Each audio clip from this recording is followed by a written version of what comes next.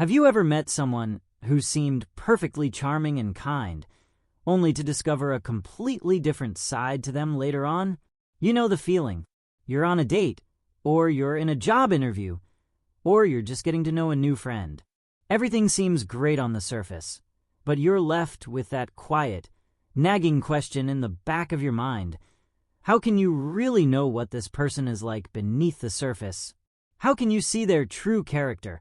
What if I told you there's one simple, often overlooked moment that acts like an X-ray, cutting through all the politeness and social performance to reveal what's really there? And here's the key. It has nothing to do with how they treat you. The true test is how they treat someone when they have absolutely nothing to gain. The single greatest indicator of true character is not how someone treats their CEO or a valuable client. It's how they treat someone who cannot do anything for them. This is the cornerstone of genuine integrity. When we interact with people from whom we want something, a job, approval, a relationship, we are all performing a version of ourselves. We are polite, engaged, and charming because it serves a purpose. That is a social skill, and while it's not inherently dishonest, it is a transaction. The real person, the one with a deep-seated character, emerges when that transaction is removed from the equation. This all comes down to the power dynamic. In any situation where a person holds a perceived position of power, whether over a waiter who relies on their tip, a subordinate who depends on their goodwill, or a customer service representative who is powerless to fight back, the social pressure to be kind evaporates. In these moments, the mask can slip. There is no strategic advantage to being patient, no reward for being respectful. Any kindness offered here is a net loss in a purely transactional world. Therefore, the choice to be kind, or the choice to be cruel, becomes a pure, unadulterated reflection of their inner world. It shows you how they truly view themselves in relation to others. Do they see themselves as superior, entitled to vent their frustrations on those they deem beneath them? Or do they see a fundamental equality, understanding that a person's job or social status does not dictate their worth? This is the essence of the no-benefit test. It's a moment where compassion is given freely, where patience is extended without the expectation of a promotion, a second date, or social admiration. This is what authentic character looks like in the wild. It's easy to be principled when there are rewards and punishments in place. But integrity is what you do when no one is watching who can advance your station in life. It's the respect shown to the janitor cleaning the restroom, the patience granted to the elderly stranger who is moving slowly, the polite tone used with the telemarketer who interrupted your dinner. These are not small, insignificant interactions. They are a living resume of a person's soul, demonstrating empathy, humility, and a deep-seated respect for the dignity of every single human being, regardless of their utility. Let's put this concept into practice with 3 powerful, real-world scenarios where this character X-ray reveals its clearest picture. These are the moments where you can pause, observe, and see the truth of a person's nature unfold in real time. The first and perhaps most classic scenario is the service industry test. Pay close attention to how someone interacts with waitstaff, baristas, hotel cleaners, or rideshare drivers. These individuals are in roles of service, and the power dynamic is immediately tilted. The person you are observing holds the social power, and often, the financial power in the form of a tip. A major red flag in this situation is any display of condescension or a complete lack of basic courtesy. This manifests as speaking in a dismissive tone, snapping fingers to get attention, refusing to make eye contact, or speaking about them as if they aren't there. Another telling sign is the state they leave behind: a table littered with an unnecessary mess, a hotel room trashed with the assumption that it's their job to clean it. This behavior reveals an underlying sense of entitlement and a belief that certain people are beneath common decency. In contrast, A green flag is someone who treats these interactions as a meeting of equals. They use please and thank you genuinely. They make eye contact and engage in small talk. Most importantly, they exhibit patience during a busy period, understanding that the delay is not a personal affront, but a reality of a demanding job. This demonstrates a fundamental respect for all people, regardless of their profession, and shows that their kindness is not a currency they spend only on those who can advance them. A second and often more subtle scenario is what we can call the invisible person test. In any social setting, there are often individuals who exist on the peripheries. The quiet coworker at a party, the elderly relative who is hard of hearing, or the person who doesn't fit the dominant social mold. Observe how your subject interacts with them. A red flag is immediate and purposeful ignorance. They might look past them, avoid introducing themselves, or give curt, disinterested answers if spoken to. Even more telling is if they use these individuals as the butt of subtle jokes or talk over them in conversation, effectively erasing their presence. This behavior signals a social calculator that is always running. They invest energy only where they see a potential social return. It reveals a lack of empathy and a deep-seated insecurity that compels them to align only with those they perceive as valuable. The green flag, however, is a person who actively notices and includes those on the sidelines. They are the one who turns to the quiet person and asks, "What do you think?" They lean in to listen to the elderly relative, showing genuine interest in their story. This is a person whose empathy is automatic. They are not performing for an audience. They are connecting with a human being. This reveals a secure and compassionate character who sees value in every individual, not just the ones who can elevate their social standing. Finally, and perhaps most revealing, is the moment of frustration test. Life is filled with inconveniences. A flight gets canceled, a project fails at the last minute, a reservation is lost, or technology simply refuses to cooperate. Stress and frustration are natural reactions. But where does that frustration get directed? A glaring red flag is the immediate personalization of the problem. This person instantly looks for a human target to blame and berate. They lash out at the airline gate agent as if she personally canceled the flight. They yell at the IT support person trying to help them. In a relationship, they might immediately blame their partner for the mishap. This behavior unveils a lack of emotional intelligence and a strong sense of entitlement. It shows an underlying belief that they are the center of the universe, and that any inconvenience is a personal injustice that must be rectified by punishing the nearest available person. They externalize blame because, in their mind, they can never be at fault. The green flag in this high-pressure situation is a person who takes a mental pause. They feel the same frustration, but they consciously separate the situation from the person. Their response is focused on problem-solving. You'll hear them say, "Okay, this is frustrating. What are our options to fix it?" to the agent, rather than, "Why did you do this to me?" This demonstrates resilience, emotional maturity, and a profound understanding that the employee is an ally, not an adversary. It shows a character that can withstand pressure without compromising their basic decency, a trait that is invaluable in every aspect of life, from personal relationships to professional collaborations. To understand why this simple test is so profoundly accurate, we need to look at the underlying psychological mechanisms that govern our social behavior.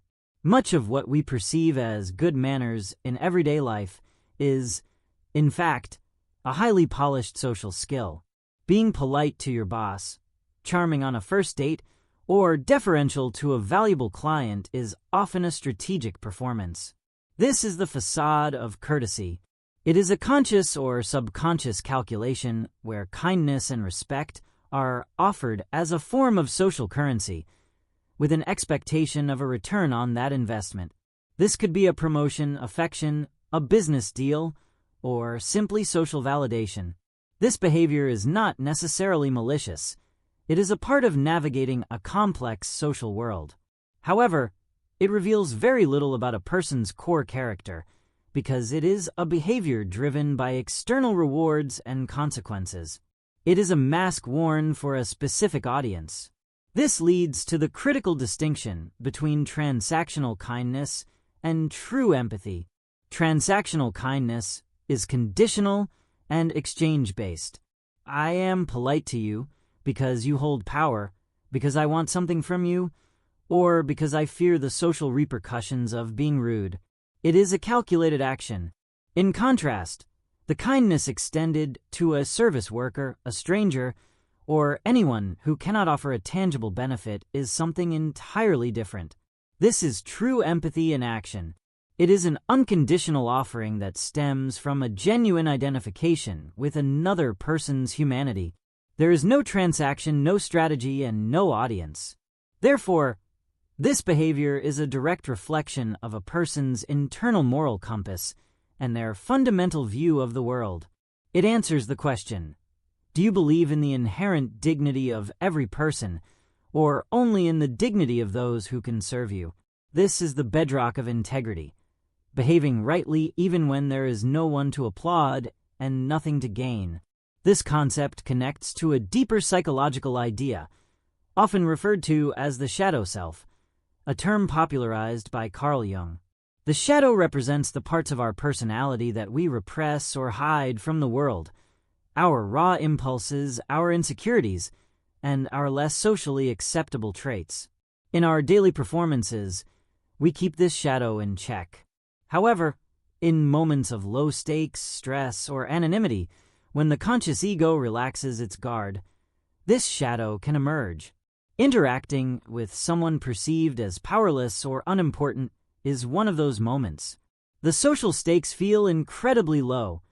There is no fear of meaningful reprisal. In this space, the carefully constructed persona can fade, and the unconscious, less polished self comes to the forefront. A person's reaction in this unguarded moment is a glimpse into their shadow. Is it in shadow that expresses itself through impatience and contempt, revealing hidden feelings of superiority and frustration? Or is it a shadow that is integrated and managed, allowing their inherent empathy and respect to guide them even when their conscious mind is off duty? The way a person treats those who cannot do anything for them is one of the most reliable windows into this hidden part of their psyche, revealing the authentic self that exists when the performance is over.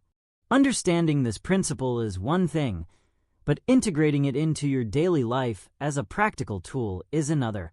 The first and most crucial step is to shift from being a passive participant to becoming a conscious observer. We are often so captivated by what people say about themselves, their stated values, their grand stories, their promises, that we forget to watch their behavior. The most honest data you will ever receive about a person's character is not their words, but their actions in the specific, low-stakes moments we've discussed. Make a conscious effort to notice these interactions. It requires a subtle shift in attention, but it will provide you with a far more accurate and truthful profile of the people around you than any resume or social media feed ever could. There are also simple, strategic ways to create opportunities for these observations. Consider the first date hack. Instead of the high-pressure, formal setting of a fancy dinner, suggest a casual coffee or a simple meal at a relaxed restaurant. The environment is less about performance and more about authentic interaction. This setting naturally provides multiple opportunities to witness how your date interacts with the barista, the server, or the person bussing the table next to you. Do they acknowledge them? Are they patient if an order is delayed? The way they treat staff in this casual context will give you a more honest glimpse into their default character than any rehearsed answer to a question about their life goals. Similarly, become an active listener to the stories people tell. When they recount their day, pay close attention to how they describe other people. Do they consistently frame themselves as the blameless hero in a world full of incompetent coworkers, useless customer service agents, or annoying strangers? This habit of externalizing blame and speaking with contempt about those they perceive as beneath them is a major red flag, revealing a deep-seated lack of accountability and empathy. Finally, and perhaps most importantly, this knowledge serves as a powerful mirror for self-reflection. The same lens you use to observe others should be turned inward. Ask yourself, how do I behave in these situations? When I'm stressed and the barista gets my order wrong, what is my default response? When I'm talking to someone who can advance my career, do I grant them the same patience and respect as I would my CEO? This isn't about self-judgment, but about self-awareness. Cultivating our own character is a lifelong practice, and recognizing our own moments of impatience or entitlement is the first step toward genuine growth. By holding ourselves to the same standard, we not only become better judges of character, but also strive to become people of stronger, more consistent character ourselves.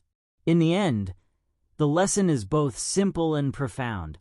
True character is not defined by how we treat those who hold power over us, but by how we treat those over whom we hold power. It is the respect, patience, and kindness we offer freely to those who can offer us nothing in return. This is integrity in its purest, most unadulterated form. It's the part of us that shows up when the spotlight is off and the audience has gone home. So, as you move forward, pay close attention to this simple thing. Watch for these unguarded moments. They will tell you more about a person's heart and mind, their capacity for empathy, their sense of entitlement, their inner resilience, than any resume, any curated social media profile, or any charming story ever could. It is a universal language of character that never lies.